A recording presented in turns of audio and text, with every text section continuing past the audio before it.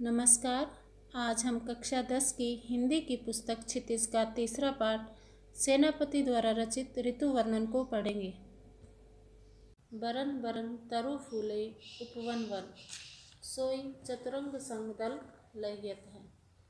बरन बरन का अर्थ होता है रंग बिरंगे, तरु वृक्ष, उपवन बगीचा, वन वन, चतुरंग चार अंगों वाली, दल का अर्थ होता है सेना, लहियत है सज्जित है।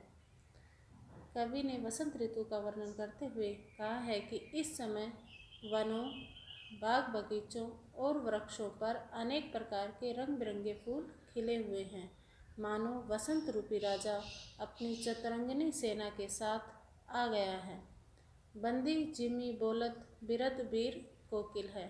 कोकिल का अर्थ होता है कोयल, बंदी, बंदी का अर्थ होता है वंदना करने वाला, और कोयल वसंत राजा का गुणगान करने वाले बंदीजनों अर्थात चारण के समान बोल रही है।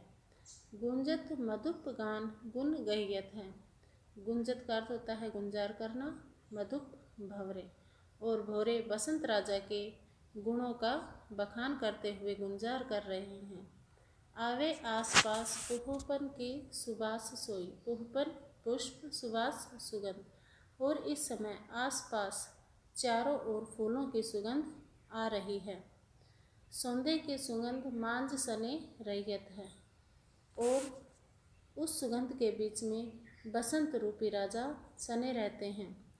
शोभा को समाज सेनापति सुख साज। आज सेनापति कहते हैं कि पूरा समाज शोभायमान है और सभी लोग सुख सुविधाओं एवं साज सज्जा का आनंद ले रहे हैं। आवत वसंत ऋतुराज कैयत है। आज ऋतुराज अर्थात ऋतुओं का राजा वसंत आ गया है। इस अवतरण में कवि ने श्लेष के द्वारा गर्मी और वर्षा इन दोनों ऋतुओं का वर्णन एक साथ किया है। हम यहाँ पर ग्रीष्म ऋतु का वर्णन पढ़ेंगे। देखई छिति अंबर, जलई है चारी और छोर।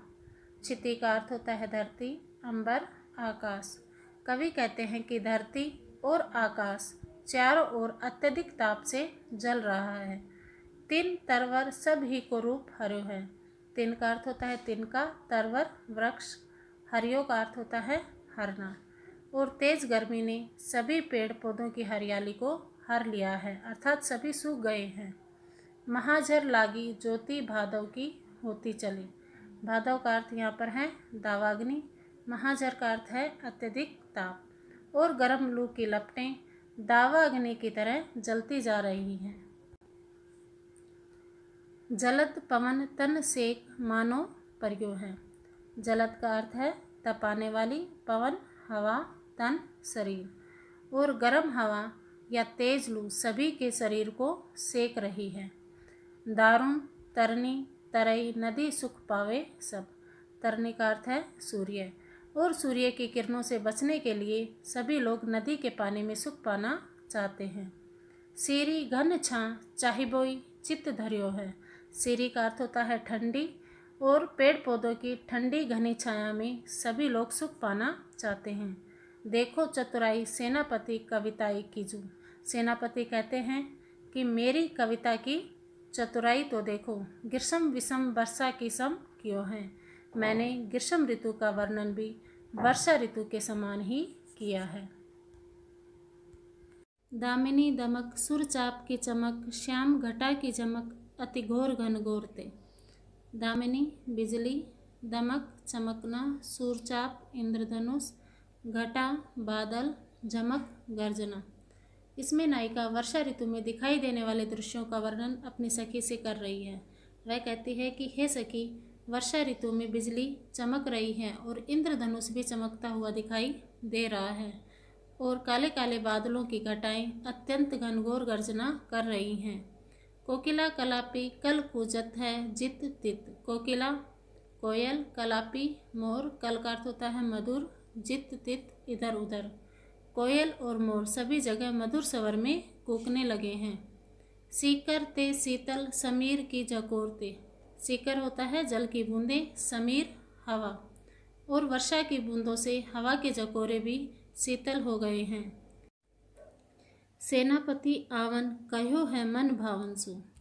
मन भावन मन को भाने वाला। सेनापति ने वर्णन किया है कि नायिका कह रही है कि उसके प्रियतम ने उसे आने के लिए कहा था।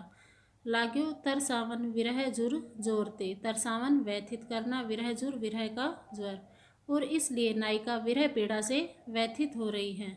आयो सखी सावन मदन सरसावन। मदन का अर्थ होता है कामदेव। हे सखी, सावन आने से कामदेव की सरसता मन में बढ़ रही है। लाग्यो है बरसावन सलील चहु ओरते। सलील का अर्थ होता है पानी, और सावन में चारों ओर पानी जोर से बरसने लगा है। शीत को प्रबल सेनापति कोपी चढ़ियो दल। शीत सर्दी, दल सेना। कवि सेनापति कहते हैं कि सर्दी ऋतु अपनी सेना और दल बल के साथ चढ़ाई कर आ गई है। निबल अनल गयो सूरी सियराय के। निबल कमजोर, अनल आग, सूरी सूर्य, सियराय ठंडा। आग कमजोर पड़ गई है और सूर्य भी ठंडा हो गया है। हिम के समीर तेई बरसे विषम तीर। हिम बर्फ, समीर हवा, और सर्दी में बर्फीली हवा इस तरह लगती है जैसे तीर बरस रहे हों।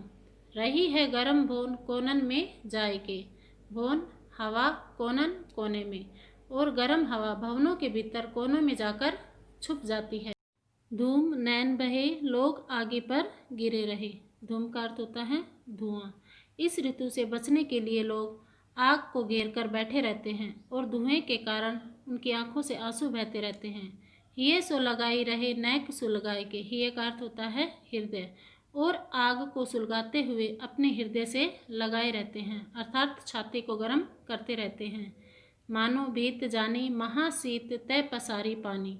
छतिया की छां राखियो पाउक छिपाए के।